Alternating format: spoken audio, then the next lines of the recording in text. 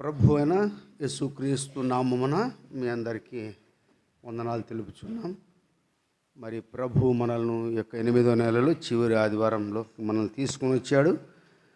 మరి ఎంతోమంది చూడలేని వారు ఉన్నారు, చూస్తూ నెమ్మలేని వారు ఉన్నారు. మీరు ప్రభు మనకిచ్చిన నెమ్మదిని బట్టి, ఆయన ఇచ్చినటువంటి నూతనమైనటువంటి దినాన్ని బట్టి, ఆయుష్కాల దినాన్ని బట్టి, మనకిచ్చిన రక్షణ బట్టి ప్రభును మనము ఆరాధించడానికి కొరకై పాటల ద్వారా ఇంతవరకు మనం ఆరాధిస్తూ వచ్చాం.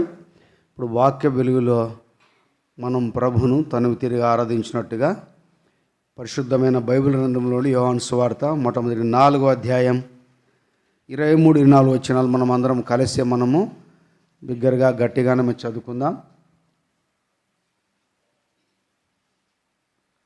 యోహాను సువార్త 4వ అధ్యాయం 23-24 వచనాలు మనమందరం కలిసి మనం చదువుకుందాం. అయితే యథార్థముగా ఆరాధించువారు ఆత్మతోనూ సత్యముతోనూ తండ్రిని ఆరాధించు కాలము వచ్చుచున్నది, అది ఇప్పుడునూ వచ్చి ఉన్నది. తన్ను ఆరాధించువారు అట్టివారే కావాలనని తండ్రి కోరుచున్నాడు. దేవుడు ఆత్మ గనుక ఆయనను ఆరాధించువారు ఆత్మతోనూ సత్యముతోనూ ఆరాధింపవలనను. రెండవ భాగముగా లూకాసు వార్త 7వ అధ్యాయము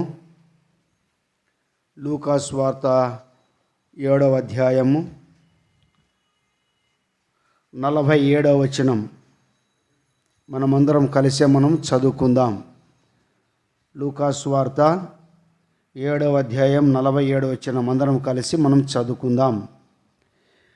ఆమె విస్తారముగా ప్రేమించెను గనక ఆమె యొక్క విస్తార పాపములు క్షమించబడవనని నీతో చెప్పుచున్నాను. ఎవనికి కొంచెముగా క్షమింపడునో వాడు కొంచెముగానే ప్రేమించని చెప్పాను. 48 కూడా చదువుదాం. నీ పాపములు క్షమింపబడవని అంటూ అనేను. ప్రార్థన. పాటల ద్వారా మన ప్రభును మనము ఆరాధిస్తూ వచ్చాం. ఇప్పుడు వాక్య వెలుగులో మన ప్రభును మనము ఆరాధిస్తాం. పాడబడుతున్నప్పుడు చివరి పాటలో యేసు నన్ను ప్రేమించి తీవి అన్నప్పుడు నిజంగా ఆయన ప్రేమ ఎటువంటిదో అని దేవుడు మరోసారి జ్ఞాపం చేస్తూ వచ్చాడు. అందుకనే మనం పాడిన పాటలో పైన ఆ వచనము అక్కడ మనకు రాయబడినది. ఏమని రాయబడిందంటే అక్కడ మనకి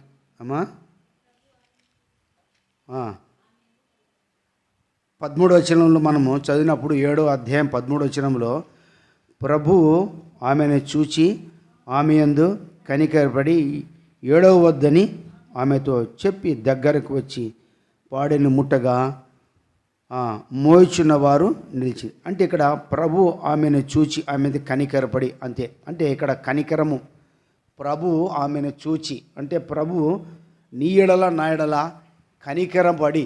అందుకని ఈ పాటలో పాపములు క్షమించినప్పుడు దేవుడు నాకు ఓ తలంపు ఇచ్చినాడా, అందుకని దాని మీద ఒకసారి కొద్దిగా ధ్యానం చేసుకుందాం. ఇక్కడ అందుకే 47 వచనాన్ని మనం చదువుతూ వచ్చాం. ఇక్కడ ఏమని రాయబడింది? ఆమె విస్తారముగా ప్రేమించెను గనక ఆమె యొక్క విస్తార పాపములు క్షమించబడేనని నీతో చెప్పుచున్నాను. అంటే నీ పాపములు ఇక్కడ ఏమైనాయంట? క్షమింపబడి ఉన్నవి. నిజంగా ప్రభు పాపములు క్షమించేటువంటి వాడు. ఆయన పరిశుద్ధుడైనటువంటి దేవుడైంది పాపి అయినటువంటి మానవ ఎడల ఆయన ఎటువంటి కనికరము చూపేవాడు. అందుకని ఆయన కనికరపడి. నిజంగా ప్రభు ఆయన ప్రేమను మనం తెలుసుకుంటూనే వస్తుంటాం ఎన్నోసార్లు. అయితే మనము ప్రభు దినములో పరిశుద్ధులముగా ఆయన రక్తం చేత కడగబడిన వారముగా ఆయన ఆరాధించి ఘనపరచడానికి కొరకే మనం సమకూర్చబడుతూ వచ్చాం. అయితే ఇక్కడ సంఘటనలను మనం జ్ఞాపం చేసుకుంటే అనేక సంగతులు ఉన్నాయి. ఆమెకు జరిగిన పరిస్థితి, ఆమెకు ఎక్కడ వెళ్ళినప్పుడు కూడా స్వస్థత లేని పరిస్థితిని, ఆమె ప్రభును తెలుసుకున్న తర్వాత, ప్రభు యొద్దకు వచ్చిన తర్వాత, ఆయన వస్త్రాన్ని ముట్టిన తర్వాత, ప్రభులోని తన ప్రభావం బయలు వెళ్ళిన తర్వాత, నన్ను ఎవరో తాకారని ప్రభు అన్న తర్వాత, ఆమె వణుకుతూ వచ్చిన తర్వాత ప్రభు ఆమెను కనుగొని ఆమెనేమన్నాడు? నువ్వు నన్ను ఎట్లా ప్రేమించాడంట చూడండి. ఆమె విస్తారంగా ప్రేమించినట. ఎట్లంట? ఆమె విస్తారముగా ప్రేమించను. అంటే ఇక్కడ ఈ పాపాత్తున్నటువంటి స్త్రీ ఎట్లా ఆమె ప్రభును ఎట్లా ప్రేమించిందంటే విస్తారముగా ప్రేమించింది. అయితే ప్రభు కూడా విస్తారముగా ఏం చేస్తున్నాడు ఇక్కడ, ఆమె పాపములను క్షమించాడు.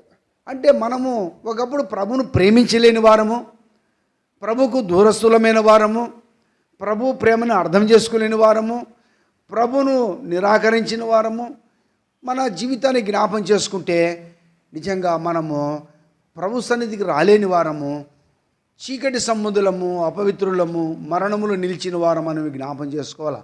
అయితే ఇక్కడ దేవుని యొక్క వాక్యాన్ని బట్టి మనము జ్ఞాపం చేసుకుంటే మానవుడు పాపి అని పరిశుద్ధమైన బైబిల్ గ్రంథమే సెలవిస్తూ ఉంది. అందుకని పాపములు క్షమించే అధికారం ఎవరికి ఉంది? ఇక్కడ ప్రభువైన యేసుక్రీస్తు వారికి ఉంది.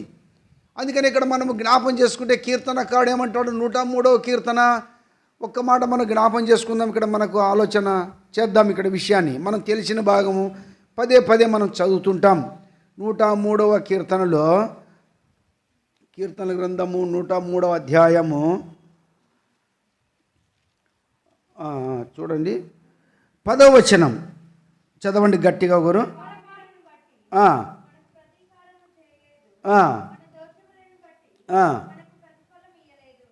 కాబట్టి ఇక్కడ మనం జ్ఞాపం చేసుకుంటే మన పాపములను బట్టి మనకు ప్రతీకారము, మన దోషములను బట్టి మనకు, అంటే ఇక్కడ మానవుడు పాపమును బట్టి దేని వాక్య ప్రకారంగా మరణం పొందవలసిన వాడే ఉన్నాడు. అందుకనే బైబిల్ గ్రంథంలో రోమపత్రిక పాపంలో జీతం అంతే.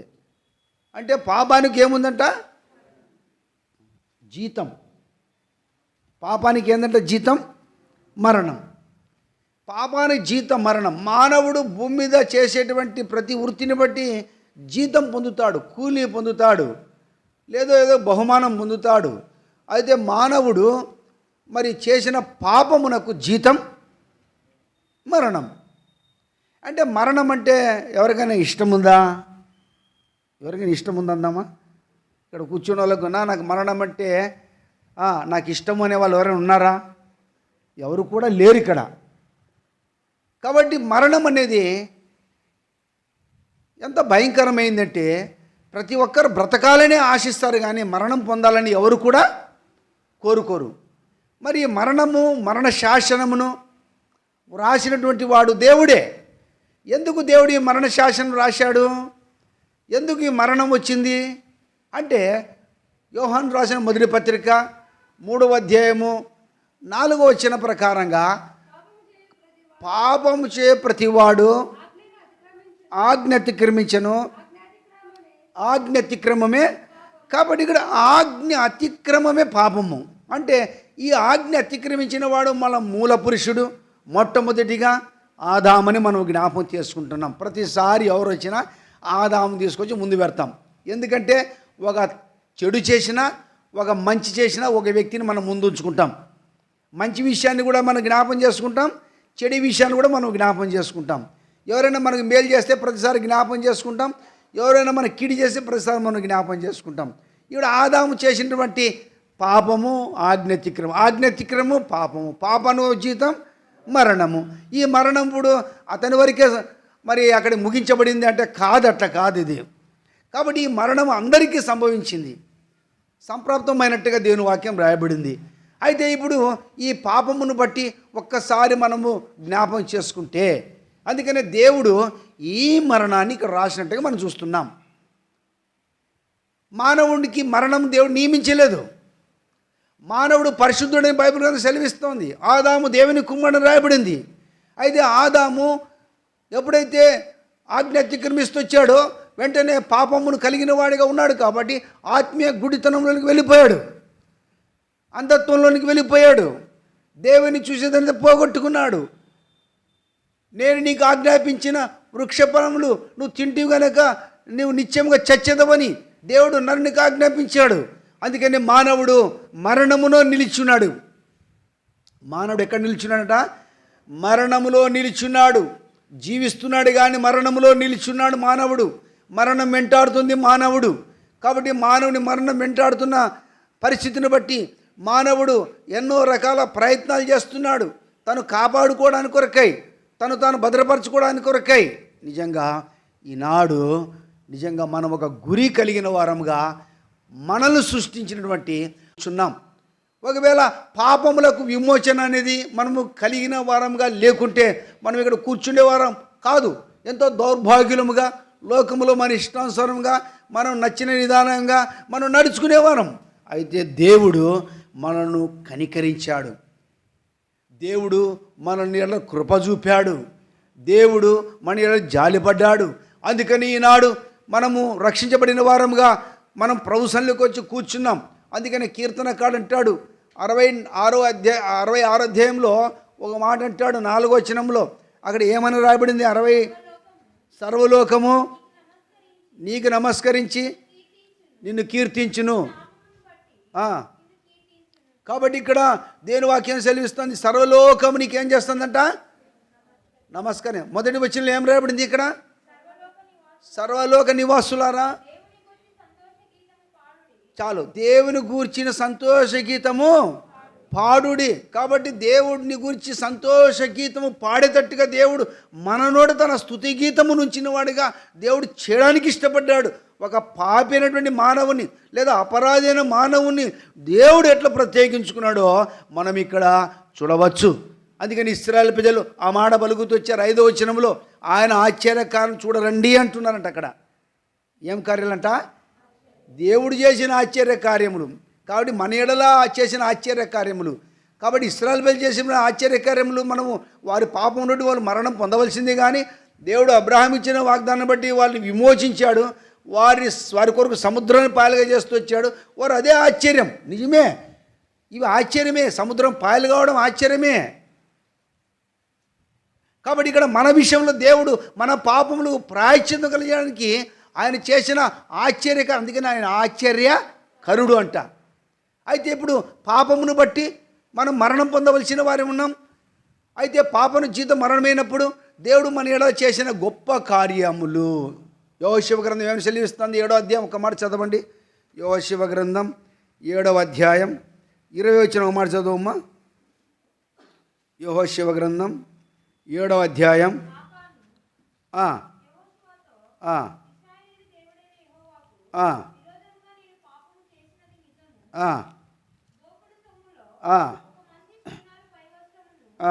చాలు 20వ వచనం. ఆకాను యెహోషువతో, ఇశ్రాయేలు దేవుడైన యెహోవాకు విరోధంగా నేను పాపము చేసినది ఇది ఒప్పుకున్నాడు నిజమని. అంటే దేవునికి విరోధముగా పాపం చేశాడు. అంటే ఇక్కడ కూడా ఆకాను ఆజ్ఞ అతిక్రమించాడు. ఏమి ఆజ్ఞ? శపితమైన దాంట్లో ముట్టొద్దన్నాడు దేవుడు. కాబట్టి దేవుడు చెప్పిన ప్రకారము తను నడుచుకోలేదు, కానీ ఆజ్ఞ అతిక్రమించాడు, ఆశించాడు, తను పాపం చేశాడు దేవునికి విరోధముగా. అందుకనే పాపము చేసిన వ్యక్తిని ఇప్పుడు ఏం చేస్తాను ధర్మశాస్త్రము చూడండి. 26వ వచనం అందరూ చూద్దాం, బాగుంటుంది. 26వ వచనం అందరూ చూద్దాం. వారిని రాళ్లతో కొట్టి తర్వాత అగ్నిచేత కాల్చి వారి మీద రాళ్లను పెద్ద కుప్పగా వేసిరి. అది నేటి వరకున్నది. అప్పుడు యెహోవా కోపోద్రికము విడిచిన వాడే మల్లుకొనెను. అందుచేత నేటి వరకు ఆ చోటికి ఆకోరు లోయ అని, అంటే బాధకరమైన లోయ అనగా ఇక్కడ చేసిన పాపమును బట్టి నేను యెహోవాకు విరోధముగా పాపము చేసి తిని, పాపం చేసిన కారణాన్ని బట్టి శిక్ష ఏమొచ్చింది? ఇక్కడ పాపము శిక్ష ఎట్లా ఉంది? ఇప్పుడు ఇక్కడ రాళ్లతో కొట్టి చంపారు. ధర్మశాస్త్ర ప్రకారము ఇక్కడ రాళ్లతో కొట్టి చంపారు. ధర్మశాస్త్రం ఉన్న బలం ఏంటి? పాపమే. మానవుడు మాటిబడి పాపం చేస్తున్నాడు. అందుకని ఆ పాపం బట్టి బలులు అర్పిస్తున్నారు. కానీ ఇక్కడ ఆజ్ఞ అతిక్రమించడం ద్వారా ఇక్కడ ఆకాను తను చేసిన విరోధ పాపమును బట్టి ఇక్కడ శిక్ష వచ్చింది. ఏమయ్యా శిక్ష? రాళ్లతో కొట్టబడి. నిజంగా ఇక్కడ మనం జ్ఞాపం చేసుకుంటే దేవుని యొక్క వాక్య ప్రకారంగా మానవుడు పాపమునకు బదులుగా శిక్ష పొందాలి. ఇప్పుడైతే మరణము, అప్పుడైతే ధర్మశాస్త్ర ప్రకారం వెంటనే శిక్ష. అందుకనే వీటి బట్టి మనం జ్ఞాపం చేసుకుంటే నీవు నేను కూడా ధర్మశాస్త్ర ప్రకారం మనం జ్ఞాపం చేసుకుంటే ఇక్కడ మనం ఏం కావాలంట? శిక్ష పొందాల్సిందే. కాబట్టి ఇక్కడ మనము మరణం పొందవలసిందే. 26వ వచనంలో మనం స్పష్టంగా చదువుతూ వచ్చాం. వాళ్ళని రాళ్లతో కొట్టి చంపబడినట్టుగా మనం చూస్తున్నాం. కాబట్టి మనము ధర్మశాస్త్ర ప్రకారం ప్రవక్తలు కూడా ఏం సెలవిస్తున్నారు? ప్రవక్తలు సెలవిస్తున్న మాట యెషయా గ్రంథం ఒక మాట 1వ అధ్యాయం, యెషయా గ్రంథం 1వ అధ్యాయం 18వ వచనం.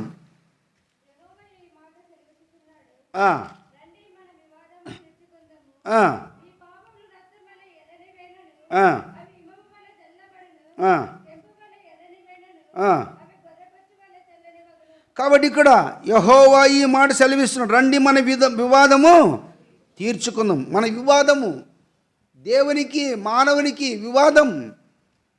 అందుకని ఇక్కడ మన వివాదం తీర్చుకుందాం రండి. మీ పాపములు ఎట్లున్నాయంట? రక్తం వల్లే ఎర్రవైనను అవి హిమవలే. కాబట్టి ధర్మశాస్త్రం కూడా ఇదే మాట సెలవిస్తూ ఉంది. ఏమని? మానవుడు దేవునికి విరోధముగా ఉన్నాడు, అందుకని మన వివాదం తీర్చుకుందాం రండి. దేవుని యొక్క వాక్య ప్రకారం, ధర్మశాస్త్ర ప్రకారం పోతే ఇక్కడ నిజంగా మనము రాళ్లతో కొట్టబడిన వారము, చంపబడిన వారము. మన పాపము రక్తం వలె ఎర్రగా ఉన్నాయంట మన పాపములు. అపోస్తలులు గాని 10:43 అక్కడ పౌలు ఏమంటాడు? ఇక్కడ చదవండి. అపోస్తలులు గాని 10:43.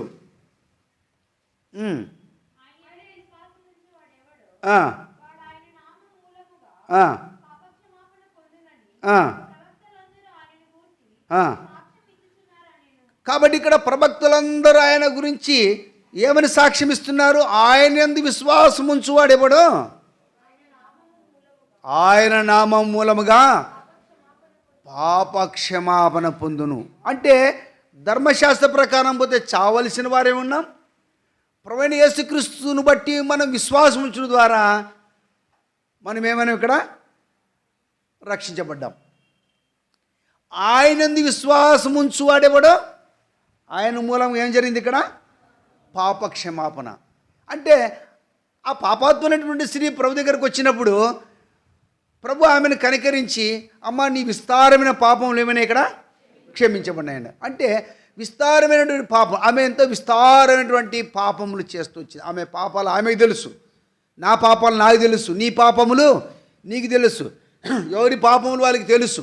కాబట్టి ఇక్కడ దేని యొక్క వాక్య ప్రకారం మనం జ్ఞాపకం పోతే ధర్మశాస్త్రం ఏం చేస్తుందంటే పాపానికి శిక్ష విధిస్తూ ఉంది. పాపాన్ని బట్టి రాళ్లతో కొట్టి చంపబడాలి. ధర్మశాస్త్రం తీర్పు తీర్చేదిగా ఉంది. అందుకనే ఇప్పుడు ప్రభువైన యేసుక్రీస్తు వారిని బట్టి నీకు నాకు కలిగినటువంటి రక్షణ ఎంతో గొప్పది. అందుకనే మనం 1 యోహాను పత్రిక 3వ అధ్యాయం 4వ వచనం చదువుతూ వచ్చాం. ఆజ్ఞ అతిక్రమం ఏమంటే అక్కడ పాపం అని చూస్తూ వచ్చాం. కాబట్టి ఇప్పుడు ఈ యొక్క ఆజ్ఞ అతిక్రమం పాపమును, కాబట్టి ఈ పాపమును బట్టి ఇప్పుడు యోహాను రాసిన 1వ పత్రిక 3వ అధ్యాయం 5వ వచనంలో అక్కడ మళ్ళీ అక్కడ ఏం రాయబడింది? అక్కడ పాపమును తీసివేయడానికి కొరకై చాలు పాపములను తీసివేయడానికి కొరకై ఆయన ప్రత్యక్షమాయను. ఆయన యందు పాపమేమియు లేదు. మొట్టమొదటిగా మనం ఇక్కడ జ్ఞాపం చేసుకుంటే ఇక్కడ పాపములను క్షమించిన వాడు మన ప్రభు. మన పాపములను క్షమించిన వాడు ప్రభు. ధర్మశాస్త్రం పాపములను క్షమించలేదు. ధర్మశాస్త్ర ప్రకారం నీవు నేను చావలసిన వారము. ధర్మశాస్త్రము మనల్ని శిక్షించేదిగా ఉంది. అయితే ఈ ధర్మశాస్త్రమును దేవుడు నెరవేర్చడానికి కొరకై ఆయన భూమి దిగి శరీరధారిగా రావడానికి ఇష్టపడ్డాడు. అందుకనే ఈనాడు దేవుని యొక్క కనికరాన్ని మనం ఇక్కడ చూస్తున్నాం వాక్య ప్రకారంగా. నిజంగా వాక్య ప్రకారం మనం జ్ఞాపం చేసుకుంటే రోమాపత్రిక 8వ అధ్యాయం 1వ వచనం ఒకటి చదవండి. కాబట్టి ఇప్పుడు క్రీస్తు యేసునందున్న వారికి చూడు, ఇప్పుడైతే క్రీస్తు యేసు నందున్న వారికి ఏ శిక్ష అంటే మనం ఒకప్పుడు ఎక్కడున్నాం? మన స్థితి ఎటువంటిదంటే ఆ శిక్షలో ఉన్నాం. కాబట్టి ధర్మశాస్త్ర ప్రకారం మనం శిక్షకు పాత్రులమైంటిమి. మొట్టమొదటిగా మన పాపమును బట్టి మనం శిక్షించబడ్డాము. రెండోదిగా మనం జ్ఞాపం చేసుకుంటే ఇక్కడ ద్వితీయోపదేశకాండం 8వ అధ్యాయము ఒకసారి జ్ఞాపం చేసుకుందాం. ద్వితీయోపదేశకాండము 8వ అధ్యాయము 14వ వచనం ఒకటి చదవండి అమ్మా. నీ మనస్సు మదించి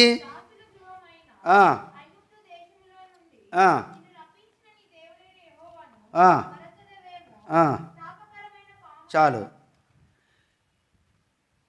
నీ మనస్సు మదించి దాసుల గృహమైన ఐగుప్తులో నిన్ను రప్పించిన నీ దేవుడైన యెహోవాను మరచిదవేమో. అంటే ఇక్కడ మనము జ్ఞాపకం చేసుకుంటే మనము ఎవరము, మనం ఎక్కడ ఉన్నాము, ఏ స్థితిలో ఉన్నాము అంటే మనము దాసులమని ధర్మశాస్త్రం సెలవిస్తుంది. పాపం చేశాము, పాపమును శిక్ష ఉంది. రెండోదిగా మానవుడు ఇక్కడ ఎట్లున్నాడంటే పాపం అనేటువంటి దాసత్వంలో కూడా ఉన్నాడు. ఒకవేళ మరణం వెంటనే రాకపోయినప్పటికీ మానవుని యొక్క స్థితి ఎక్కడుందంటే పాపమునకు దాసుడు. అంటే మానవుడు దాసత్వంలో ఉన్నాడు. అందుకనే ఇశ్రాయేలు నాకే దాసులను తిరిగి ప్రభు సెలవిచ్చాడు.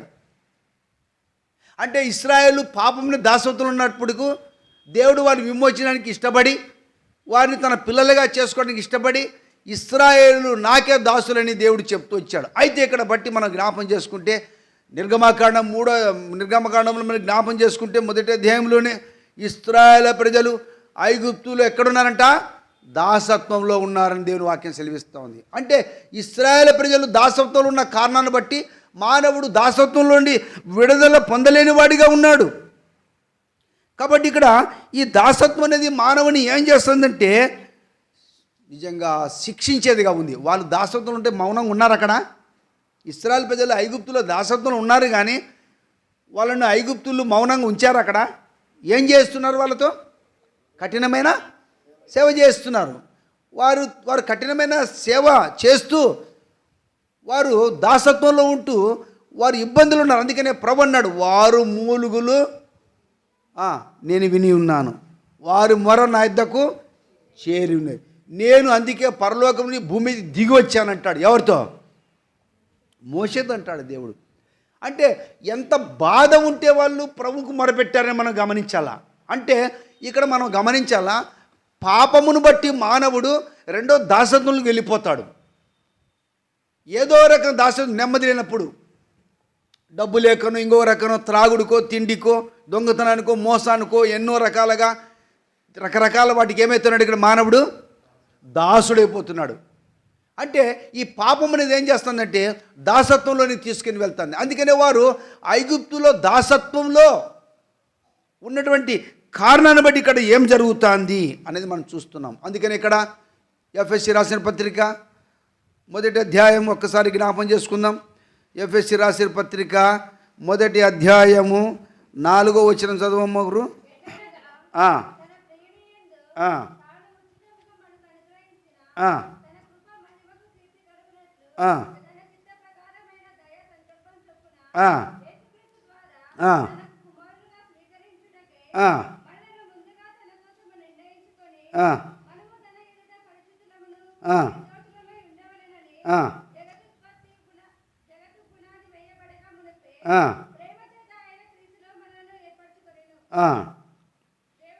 దేవుని కృప మహదేశుని బట్టి ఆ ప్రియునందు ఆయన రక్తం వలన మనకు విమోచనము అనగా మన అపరాధములకు క్షమాపణ మనకు. అంటే అక్కడ విమోచన అని చూస్తున్నాం. అంటే దాసత్వంలో విమోచించడానికి దేవుడు అక్కడ మోషేని ఏర్పరచుకున్నాడు. మోషే దగ్గర దిగి వచ్చి మోషేతో మాట్లాడినాడు. నా ప్రజలు ఐగుప్తులో దాసత్తులు ఉన్నారు, వాళ్ళని విడిపించడానికి కొరకై ఇదిగో నేను ఫరో దగ్గర పంపుతున్నాను, నువ్వు వెళ్ళాలని చెప్పి దేవుడు మోషేతో మాట్లాడేవాడిగా ఉన్నాడు. అయితే ఇక్కడ దేవుని వాక్యం సెలవిస్తుందంటే నీ విషయం నా విషయంలో దాసత్తులున్న మనలను విమోచించడానికి కొరకై విమోచించాలంటే ఏమవసరమైనది, ఇక్కడ రక్తం అవసరమైనది దేవుని వాక్యం సెలవిస్తుంది ఇక్కడ. అందుకని ఆ మాట పౌలు అంటున్నాడు 7వ వచనంలో, దేవుని కృపమాదేశను బట్టి ఆ ప్రియునియందు ఆయన రక్తం వలన మనకు విమోచనము అనగా మన అపరాధంలో క్షమాపణ మనకు కలిగి ఉన్నది. అంటే విమోచన, రెండోది మన అపరాధములకు క్షమాపణ. ఎందుకంటే ఇక్కడ దేవుడు మనలను అపవిత్రులమైన మనలను పాపము దాసత్వంలో మనలను దేవుడు పరిశుద్ధులుగా చేసుకోవడానికి కొరకై, తన స్వకీయ జనంగా చేసుకోవడానికి కొరకై, తన సొత్తుగా చేసుకోవడానికి కొరకై, దేవుడు విమోచించడానికి కొరకై ఇక్కడ తన రక్తమును చిందించవలసిన వాడే ఉన్నాడు. రక్తం చిందించబడకుండా పాపమునకు పరిహారము క్షమాపణ లేదు కాబట్టి రక్తం ద్వారా విమోచన, విడుదల, పరిష్కారం. అందుకని ఇక్కడ ఇక్కడే మాట చూడు, ఇంకో మాట మనం జ్ఞాపం చేసుకుందాం. ఇంకొక మాట మనకు జ్ఞాపకం వస్తుంది. కొలెస్సీ రాసిన పత్రికలో, కొలెస్సీ రాసిన పత్రిక 1వ అధ్యాయము 14వ వచనం. 14 అందరూ చదువుదాం. ఆ కుమారుని యందు మనకు విమోచనం అనగా పాప క్షమాపణ కలిగిన. చాలు. ఆ కుమారుని యందు మనకు విమోచన అనగా పాపక్షమ. ఆ కుమారుడు అంటే ఎవరా కుమారుడు? ఎవరైనా ఏమని రాబడింది ఇక్కడ? ఆయన అదృశ్య దేవుని స్వరూపి అయి సర్వ సృష్టికి ఆది సంబుద్ధుడై ఉన్నాడైనా. అంటే ఇటువంటి గొప్ప దేవుడు, మహామహాదేవుడు, భూమిని పునాదులు వేసిన దేవుడు, సృష్టిని శూన్యంలో విరాడదీసిన దేవుడు, మానవుని జీవాత్మ ఇచ్చిన దేవుడు, అటువంటి గొప్ప దేవుడు, శక్తిగల దేవుడు ఆయన ఇక్కడ మనల్ని విమోచన కలగజేసి పాప క్షమాపణ నిమిత్తము అని ఇక్కడ వ్రాయబడింది. అంటే ఇక్కడ మనము మన యొక్క దాసత్వంలో నుండి విమోచించడానికి మొట్టమొదటిగా పాపముడి విమోచన, రెండోదిగా దాసత్వం నుండి విమోచన. పాపమునికి వచ్చే జీతం మరణం, అయితే దేవుని కృప మహేశ్వరం మన ప్రభువైన యేసుక్రీస్తునందు నిత్య జీవం. అయితే ఇక్కడ ఆ పాపమైన దాసత్వంలో నుండి మానవుడు నెమ్మది లేని వాడిగా ఉన్నాడు కాబట్టి దేవాది దేవుడు అక్కడ ఏమైనాడంటే అక్కడ దేవుని వాక్య ప్రకారంగా మనం జ్ఞాపం చేసుకుంటే నిజంగా రోమపత్రిక 6వ అధ్యాయం 10వ వచనం ప్రకారంగా దేవుడు గొప్ప కార్యం చేస్తూ వచ్చాడు. రోమపత్రిక 6:7 అనగా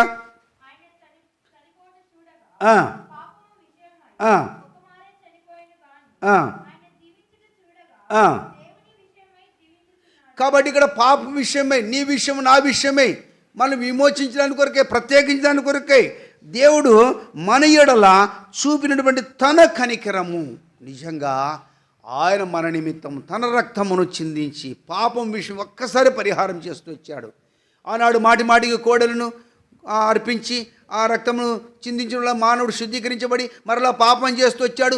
పాపము తీసివేయనటువంటి ఆచార శుద్ధీకరణ నుంచి విమోచించడానికి కొరకై ఆయన శిలువ రక్తంలో మన కొరకై బలియాగం పొందుతూ వచ్చాడు. కాబట్టి ఆ శిలువ రక్తం ద్వారా, ఆయన చింది రక్తం ద్వారా మన అపరాధములు క్షమాపణ కలిగి ఉన్నట్టుగా మనం చూస్తున్నాం. అందుకని అక్కడ రోమపత్రిక 6:10 ప్రకారంగా ఆయన ఒక్కసారి ఏమైనట్టు అక్కడ ఒక్కసారి చనిపోయాడు. ఎందుకొరకు? మన పాపములను బట్టి, రెండోదిగా మన దోషములను బట్టి, మన అపరాధములు ఇవన్నీ మనకు చుట్టుకొని ఉన్నాయి. నెమ్మది లేని పరిస్థితుల్లో, మానవుడు తల ఎత్తలేని పరిస్థితులు, మన దోషాన్ని బట్టి మనం తల ఎత్తలేని వారిగా ఉంటిమి కదా. కీర్తన గ్రంథం 84వ అధ్యాయంలో ఆ మాట రాయబడుతుంది. చూడండి, కీర్తన గ్రంథం 84వ అధ్యాయంలో మనకు స్పష్టంగా అక్కడ రాయబడుతుంది.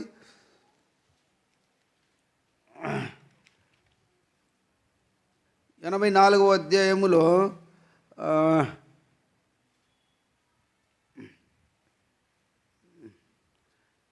కీర్తన గ్రంథము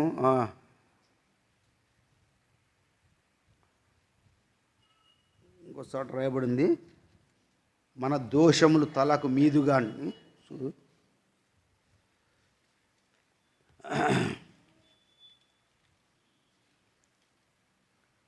సరే 38 లేకపోతే చూడు, నేను 40 వచనంలో చూడండి, 40 అధ్యాయంలో 12 వచనం, 40 అధ్యాయం 12 వచనం.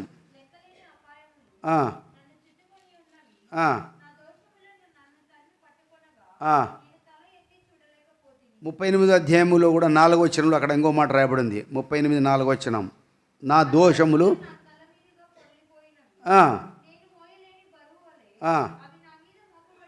కాబట్టి ఎటువంటి పరిస్థితి అంటే మానవుడు దోషిగా ఉన్నాడు. కాబట్టి ఇక్కడ పాపమునకు దాసుడుగా ఉన్నాడు, పాపము చేత పట్టుబడిన వాడు ఉన్నాడు, రెండోది దాసత్వంలో ఉండిపోయినాడు, మూడోది దోషంలో ఉండిపోయాడు. ఇటువంటి మానవుణ్ణి దేవుడు విమోచించడానికి కొరకై ఆ పరలోకం విడిచి భూమి దిగడానికి ఇష్టపడ్డాడు. యోహాను రాసిన మొదటి పత్రిక 1వ అధ్యాయం 9వ వచనం, మొదటి యోహాను పత్రిక 1వ అధ్యాయం 9వ వచనం, మన పాపములను మనం ఒప్పుకుని ఎడల ఆయన నమ్మదగిన వాడును ఆ, ఆ, ఆ. కాబట్టి ఇక్కడ దేవుడు మనల్ని పవిత్రుడు అంటే మనం ఒప్పుకున్నాం, ఆయన నమ్మదగిన వాడని ఒప్పుకున్నాం, ఆయన మన పాపములు క్షమించేవాడని ఒప్పుకున్నాం, ఈయన నా విమోచకుడు నా సృష్టికర్తని మనం ఒప్పుకున్నాం. ఈయన తప్ప పాపములు క్షమించేవారు భూమి మీద ఎవరు కూడా లేరని మనం తెలుసుకోగలిగి ప్రభు దగ్గరికి వచ్చాం. అందుకనే మన దేవుని వాక్య ప్రకారం యేసు ప్రభు అని మన నోటితో మనం ఒప్పుకున్నాం, ఆయన మృతుల్లోని లేచినని హృదయంలో విశ్వసించాం, మనం రక్షించబడ్డాం, అంతరంగంలో పాపక్షమాపణ కలిగింది. యేసు ప్రభు యొక్క శిలువ బలియాగం ద్వారా మనకు పరిశుద్ధత వచ్చింది. ఈనాడు నీవు నేను నీతిమంతులుగా చేయబడ్డాము. దేవుడు అంతటితో విడిచిపెట్టలేదు. దేవుని యొక్క గొప్ప కార్యములను మనం జ్ఞాపం చేసుకుంటే నిజంగా రోమ కీర్తన 8వ అధ్యాయము యోహాను సువార్త 8వ అధ్యాయం 36 వచనము ఒక్కసారి చూడు. యోహాను సువార్త 8వ అధ్యాయము 36 వచనం. కుమారుడు మిమ్మల్ని స్వతంత్రులుగా చేసినలా మీరు నిజంగా స్వతంత్రులు ఎందురు. కాబట్టి దేవుడు ఇక్కడ ఏం చేశాడంట, మనలను స్వతంత్రులుగా చేస్తూ వచ్చాడు. ఏ రీతిగా చేస్తూ వచ్చాడు? కాబట్టి మనము ఎట్లా ఉంటిమి, ఏ రీతిగా ఉంటిమి అంటే మనము దాసత్వంలో ఉంటిమి, పాపం అనేటువంటి దాసత్వంలో ఉంటిమి. దాసత్వంలో ఉండండి మనలను దేవుడు ఇప్పుడు ఏం చేశాడు, ఇక్కడ స్వతంత్రులుగా మనం చేస్తూ వచ్చాడు. నిజంగా ఈనాడు నీవు నేను స్వతంత్రులమై ఉన్నాము అంటే ప్రభువును బట్టి, ప్రభు యొక్క రక్తము మనల్ని ఏం చేసింది, ఇక్కడ మనం స్వతంత్రులుగా చేస్తూ వచ్చింది. 2 కొరింథీ పత్రిక 3:17 ప్రకారంగా ఏం రాయబడింది చదవండి ఒక మాట. 2 కొరింథీ పత్రిక 3వ అధ్యాయం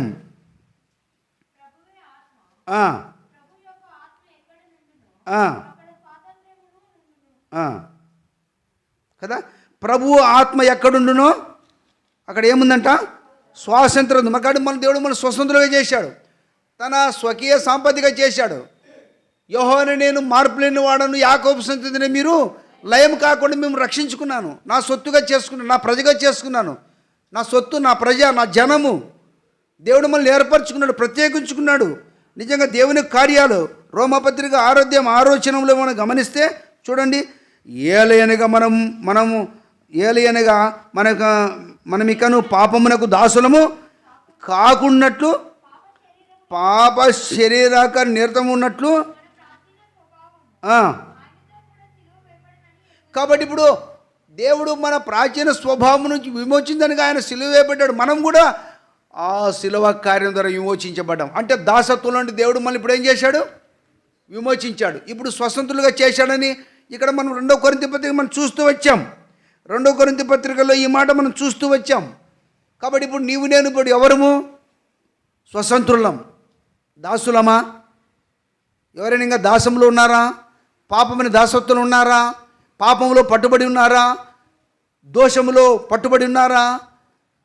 ఒకవేళ చెడుకంగా పాపం దాసత్వంలో ఉంటే ప్రభు అంటున్నాడు, నీ కొరకు నేను రక్తం కార్చాను, నీ కొరకు నా ప్రాణం అర్పించాను అంటున్నాడు. నిజంగా దేవుని యొక్క కార్యాలు. కాబట్టి ఇక్కడ అద్భుత కార్యాలు, ఆశ్చర్యకర దేవుడు చేస్తూ వచ్చాడు. నిజంగా దేవుని కార్యాలు మనం తెలుసుకుంటే చాలా ఆశ్చర్యం. కాబట్టి ఈ ఉదయకాల సమయంలో గలతీ పత్రిక 5వ అధ్యాయం 1వ వచనం చూడండి. ఆ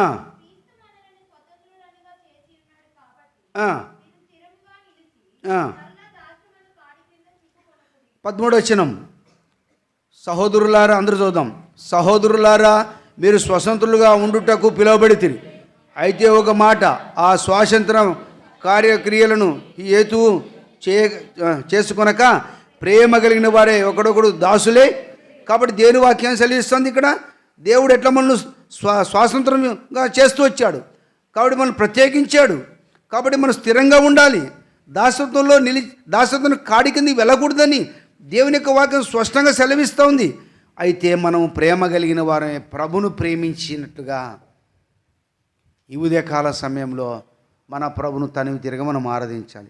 ఈనాడు సంఘంలో నువ్వు చేర్చబడ్డావంటే దేవుడు పాపంలో దాసత్వంలో లోకంలో నుండి దేవుడు నిన్ను విమోచించి సంఘంలో తీసుకొచ్చాడు, నిన్ను స్వాతంత్రంగా చేస్తూ వచ్చాడు. కాబట్టి ఇప్పుడు నిన్ను దేవుని కుమారునిగా కుమార్తెగా చేస్తూ వచ్చాడు. ఇప్పుడు ఆత్మ స్వాతంత్రత మన మీద ఉంది. కాబట్టి ఎక్కడ శ్వాస ఎంత ఉందో అక్కడ ఆయన ఆత్మ ఉందని మనం జ్ఞాపం చేసుకోవాలా.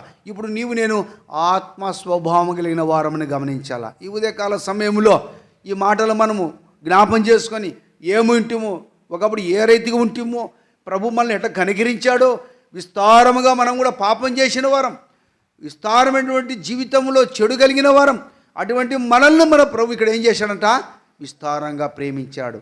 కాబట్టి అందుకనే మనం చూస్తూ వచ్చాం. మొట్టమొదటిగా మన పాపంలో ఉంటిమి, రెండోదిగా ఎట్లా ఉంటిమంట మనము దాసత్వంలో ఉంటిమి, మూడోదిగా దేవుడు ఏం చేశాడు, మనల్ని దోషంలో విడిపించాడు, నాలుగోది మళ్ళీ ఇక్కడ ఏం చేశాడు, స్వతంత్రులుగా చేశాడు. దేవుడు చేసిన కార్యాన్ని బట్టి నిజంగా మనం ఏమైంటి, మనం గొప్పవారమా, లేకపోతే మన ద్వారా ఏమైనా దేవునికి మేలు జరుగుతుందా? కాదు. ఆయన పోలికలో చేయబడిన మనల్ని తన ఆత్మను ఉంచాడు కాబట్టి, ఆయన మనం రక్షించుకోవడానికి ఇష్టపడాడు కాబట్టి, నేను నరకమునకు వెళ్ళడం ఇష్టం లేక ఆ మరణం నుండి విడిపించి ఆ పాపని దాసత్వంలోండి దేనికి దాసులేమిటో, త్రాగుడుకు, దొంగతనానికి, మోసానికి, వ్యభిచారానికి, ప్రతిదానికి దేవుడు వాటి నుండి విడిపించి మనల్ని మన దోష శిక్షకు ఆయనే పొంది మనల్ని స్వతంత్రులుగా చేశాడు. ఇప్పుడు నేను మనం ఎవరమంట, స్వతంత్రులమే. ఇప్పుడు పాపానికి మనం దాసులమా? ఎవరు ఉన్నారు అట్లా? దాసత్వం ఉంటే, త్రాగుడు దాసత్వం ఉంటే, పాపం దాసత్వం ఉంటే దేవుడు అంటున్నాడు, వాటి నుంచి నీవు విమోచించడానికి కొరకే నేను శిలువ మీదకి వెళ్ళాను, నీ కొరకు రక్తం కార్చాను, నీ కొరకే మృతి పొంది సమాజం తిరిగి లేచాను. అమ్మా అయ్యా తండ్రి జ్ఞాపం చేసుకో, ఇగో నీ వైపు అని లోబడిన ప్రజలు దినవేళ దేవుడు చేతి చాపుతున్నాడు. వాళ్ళు అటువంటి రక్షణకారం లేకపోతే తీర్మానం చేసుకో, వచ్చి వెళ్తూ ఉంటే వాళ్ళు రక్షించబడిన వారంగా నేను మన ప్రభుని ఎట్లా ఆరాధించాలి, మన ప్రభు మనకు ఏం చేశాడు. ఆరాధికులమైన మనము సంపూర్ణ సిద్ధి కలిగిన వారమే. ఆత్మ నింపుదలతో, దేవుడు ఆత్మ గనక ఆయన ఆరాధించేవారు ఆత్మతో సత్యముతో ఆరాధించినట్టుగా ప్రభు మనకు సహాయం చేయనుగాక.